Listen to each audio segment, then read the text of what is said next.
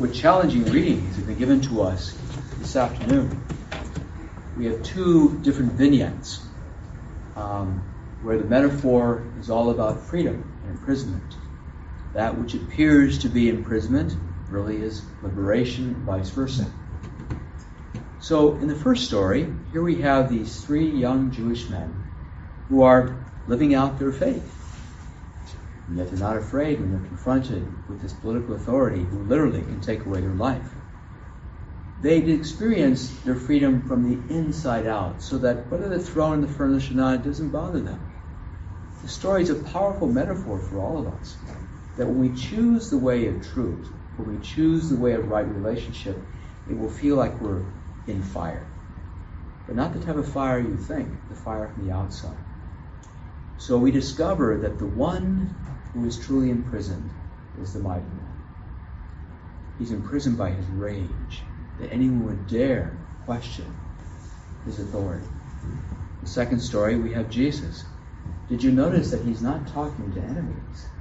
It says those who believed in him. So these are religious people.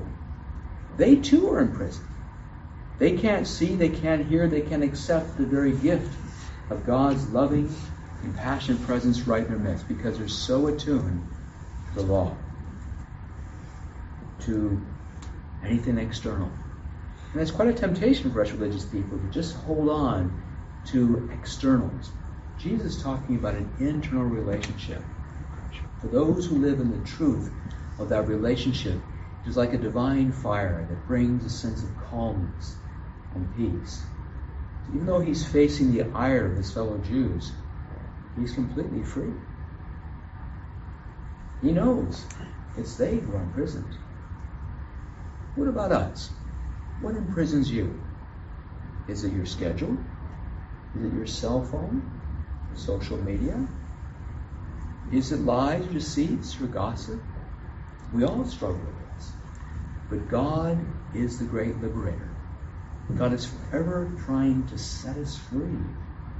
The key is given to us.